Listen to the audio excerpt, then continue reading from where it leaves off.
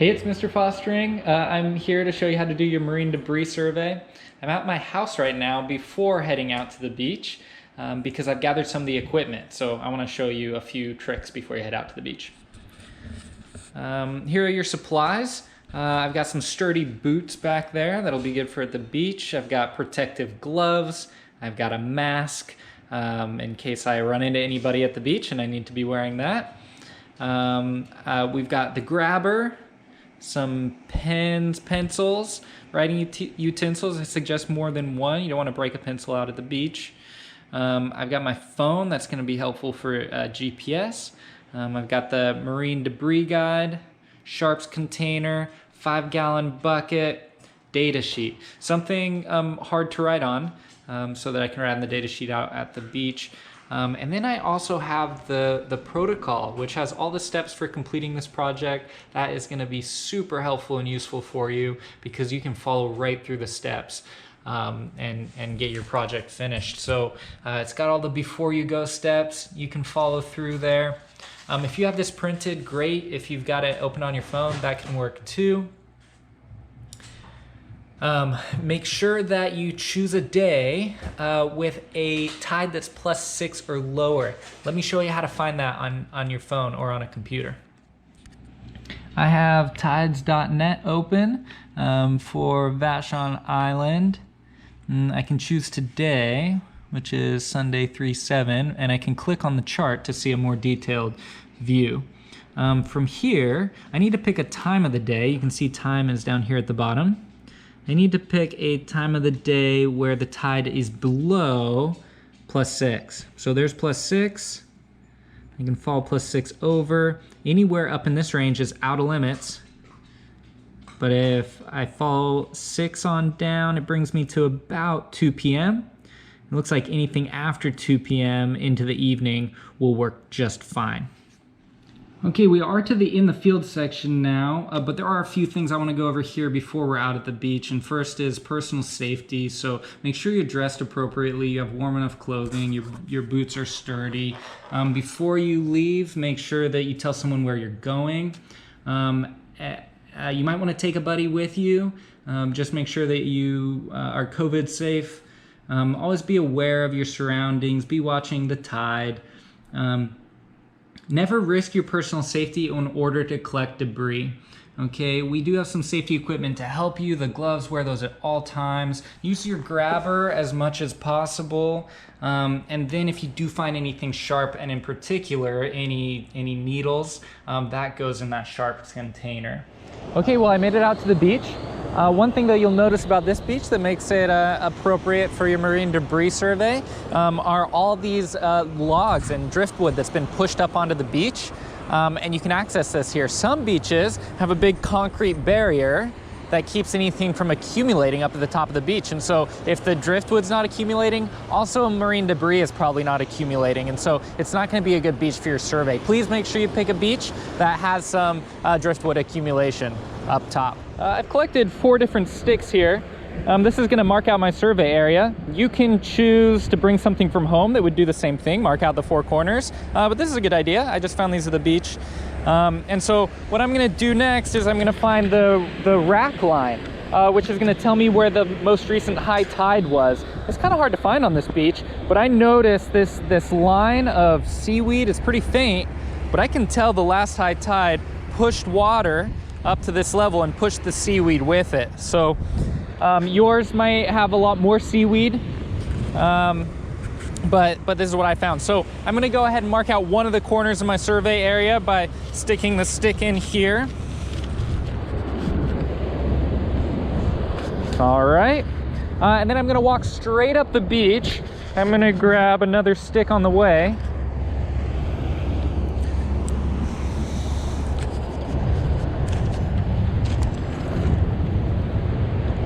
I'm gonna walk until I get to the top of the beach where this starts transitioning into the terrestrial area. So you'll notice I'm stepping over the driftwood, and I'm gonna go ahead and mark out this area as the top of the beach. Okay, I'm gonna walk back down toward the bottom of the beach, back to where I put that first stick in the sand.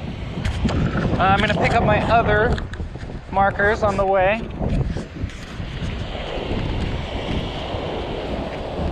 And now from this point, I'm gonna walk 300 paces down the beach.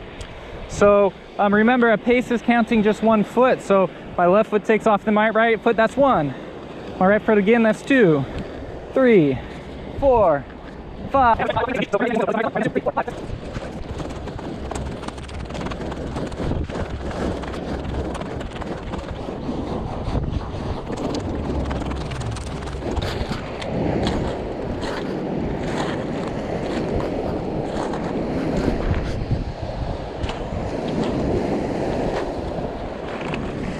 $298, $299, $300. Okay, that's 300 paces. I'm gonna mark another corner here in my survey area.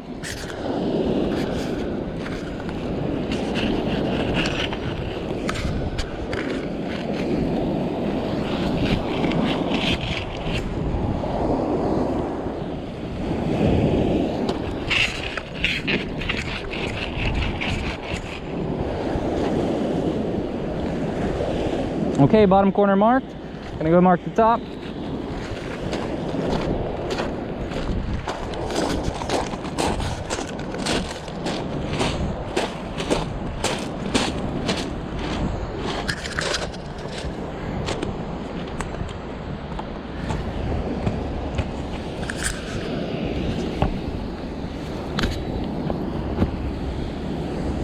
I'm back at the beginning of my survey area. That's the first stick that I put in the sand. I've donned my safety gloves.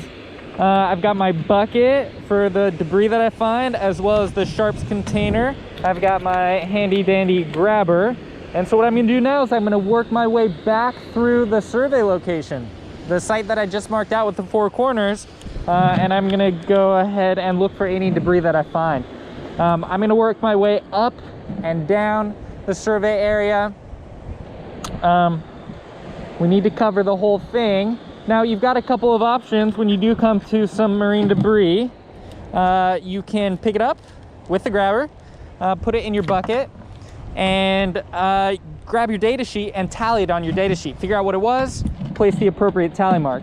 Another option is to collect everything while you're here, put it in your bucket without tallying, and complete your data sheet at home, which is what I'm gonna be doing today.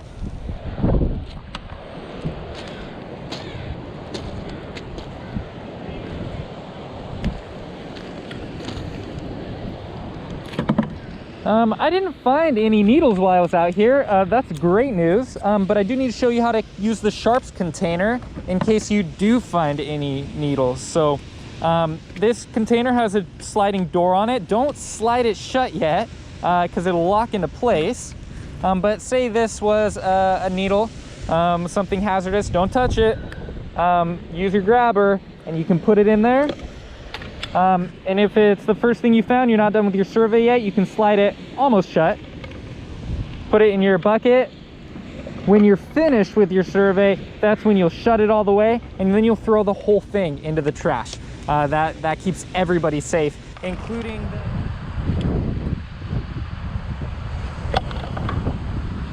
Okay, one thing you're gonna notice, especially at the top of the beach, is you'll get into areas where there are tons of fragments of styrofoam and other microplastics, and you could spend all day picking out all these pieces, but you need to cover your whole survey area. So what your requirement is for this survey is to spend most of your time covering your entire survey area, looking for all the larger pieces that you can find. Okay, picking up any micro pieces you can find along the way too.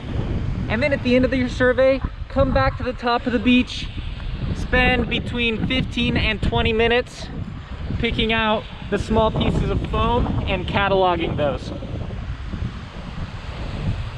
Okay, I'm gonna finish up here and then I'm gonna head back to catalog what I find.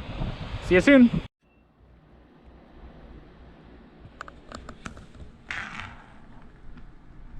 You're gonna have to move, buddy. Okay, I've dumped out some of the marine debris that I found on my survey. I'm gonna go through this and actually tally things up on my data sheet. Remember, you may have done this out at the beach. That's perfectly fine. I found that it was easier to just pick things up and put them on my bucket and do this when I got home. So one thing that I have here is my guide to different types of marine debris. That's really useful. Nice color pictures there for you. You know, one of the first categories is hard plastic fragments, and I'm noticing a good amount of that here in mine. And so I'm gonna start there. One thing about hard plastic fragments is that they have to be greater than 2.5 centimeters. So you might have a ruler that you can use. And so this one's just over 2.5 centimeters, so I'm going to count that as a hard plastic fragment. You may have a circle on your data sheet too that tells you how big 2.5 centimeters is, and you can just compare it right on your data sheet. So I'm going to keep sorting through here, categorizing these things onto my data sheet. One thing that you're going to notice is you have a lot of these small pieces that are less than 2.5 centimeters. Regardless of the material, you can categorize those small pieces together. On the back side of your data sheet where it says other or unclassifiable, make yourself a new item, a new row that says less than 2.5 centimeters. So all the small pieces you find, tally those up in one. So I'll keep adding tallies for each piece that I find. There's another piece of foam. I have all my tallies, and I need to now include my totals. So I'm gonna do that for each line.